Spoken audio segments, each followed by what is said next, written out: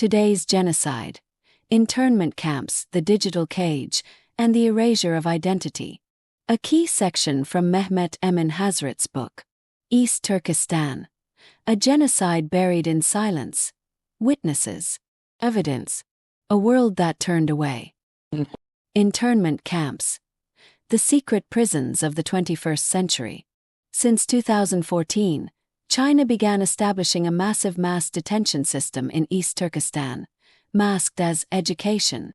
Official names included political education centers, vocational training camps. In truth, they were modern concentration camps. When did it begin? Late 2014. First construction of camp buildings. Post 2016. Number of camps rapidly increased. 2017.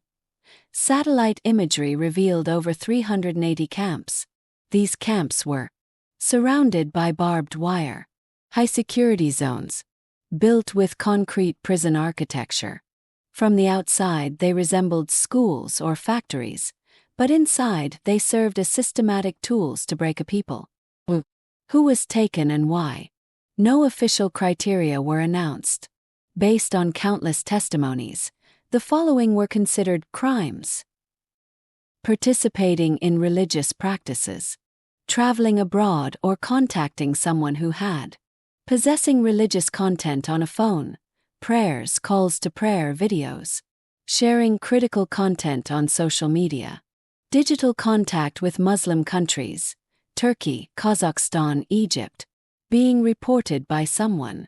Among those detained were teachers, doctors, artists, religious scholars, women, elderly, even children.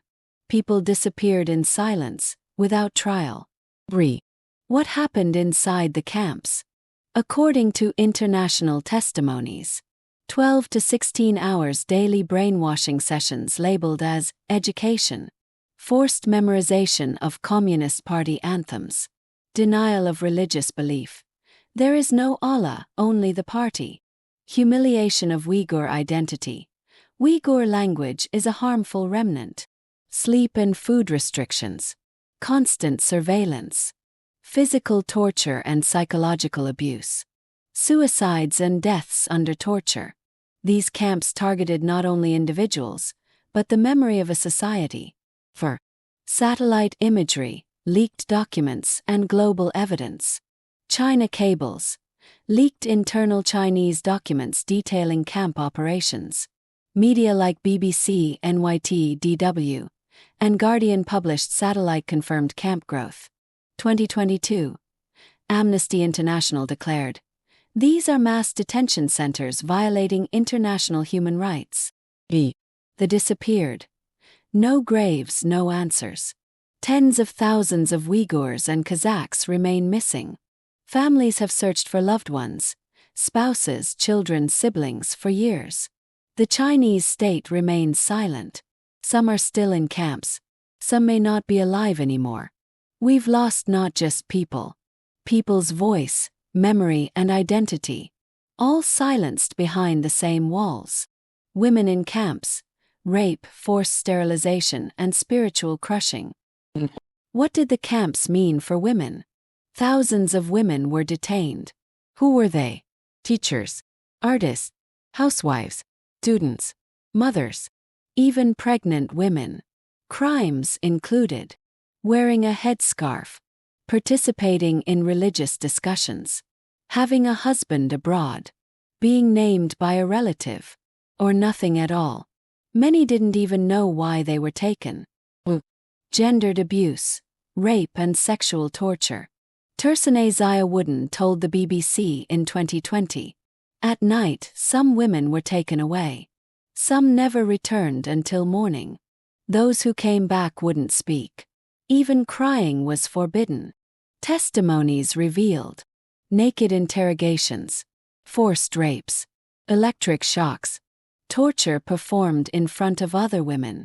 Some women were raped every night. Then they were forced into silent rooms. Anyone who spoke was taken again. Pregnant women were told, "This child carries the seed of a forbidden identity." and were forcibly aborted. 3. Sterilization and forced medical procedures. Procedures in camps included unknown injections, birth control pills, menstruation suppression, systematic sterilization. 2021. UK Parliament. These practices constitute a genocidal reproductive policy. Outside the camps too.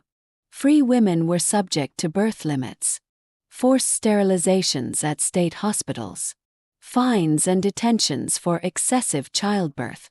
For psychological trauma and identity deconstruction. Each day in the camp was an assault on body and mind. You are no longer Muslim. You are a citizen of China. Prayer is backwardness. Speaking Uyghur is forbidden. Some women couldn't recognize their children after release, stopped speaking altogether, committed suicide, were rearrested after release. This system didn't just want women to be obedient. It aimed to strip them of womanhood, humanity, and identity. B. Verified testimonies and documentation. BBC NYT DW France 24. Amnesty International published survivor accounts. 2020. Xinjiang police files. Documented forced strip searches, body scans, and surveillance of detained women. One woman testified, "They didn't kill my body, but I left my womanhood, my humanity behind." Digital surveillance and biological genocide. Lives tracked, bodies silenced. The digital cage. Every step monitored. 1. East Turkestan as a surveillance lab. Since 2016, China turned East Turkestan into a testing ground for digital surveillance, targeting not only bodies but minds and behaviors. No other region in China saw such intense digital control. Facial recognition cameras. Ethnic profiling on the streets. Cameras placed at every mosque, school, bus stop, market, neighborhood. Trained specifically to recognize Uyghur facial features. The system identifies your face, history, and ethnic score. 3. Smartphones equals smart informants. For Uyghurs, phones became surveillance tools. Police mandated apps like CleanNet, Xinjiang. These apps transmit messages, photos, downloads, activity, all sent in real time to security centers. Even a prayer, a Turkish song, or a poem with freedom could mark you a terrorist. 4. QR-coded homes. Every house was tagged with a QR code.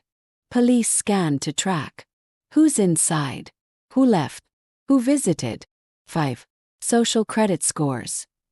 Punishment for behavior. Each person received a social score. Obedient acts plus points. Religious practices, headscarves, foreign contacts. Points. Low scores led to job bans, travel restrictions, camp detention, family visitation bans. 6. A party member in every home. Han Chinese observers were placed in Uyghur households, living together, eating meals, reporting every detail. This was not just surveillance, it was identity erasure. 7. Result. A digital cage, a silent prison. Uyghurs were never truly alone, not even at home. Their actions, words, and emotions analyzed. This system was not about security. It was a digital method of internal annihilation. Forced sterilization and genetic tracking. Biological genocide. 1. Goal. Limit Uyghur reproduction. China saw Uyghur population growth as a demographic threat. Since 2015, the objective became stop Uyghur population growth. Ensure Han majority dominance. This war was not fought with bullets, but against wombs, fertility, and DNA. Forced sterilization. A silent genocide. According to Adrian Zenz, 2020, from 2016 to 2018, birth rates in East Turkestan dropped 48.7%. Nationally, only 4.2% drop. This was no accident, it was policy. Uyghur women faced non-consensual sterilization, forced IUD insertions, mandatory abortions, fines or arrest threats for having more than 3 children. Xinjiang Health Commission documents over 500,000 women subjected to such procedures by 2020. 3. Genetic data collection. Capturing ethnic codes. Post-2016, China launched genetic profiling. DNA samples, fingerprints, voice recordings, facial maps, blood samples. Goal: control ethnic behavior at the genetic level. Samples were forcibly collected from clinics and police stations, even from children. Equipment supplied by U.S. company Thermo Fisher Scientific. 4. Impact: a silence generation. In some villages, birth rates dropped to 0. Young women feared giving birth.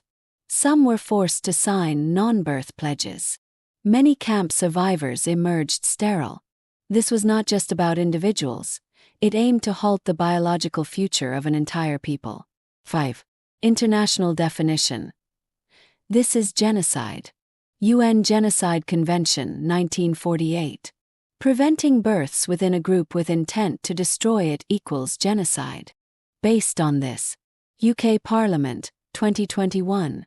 Canadian Parliament, US Senate, officially recognized these acts as genocide.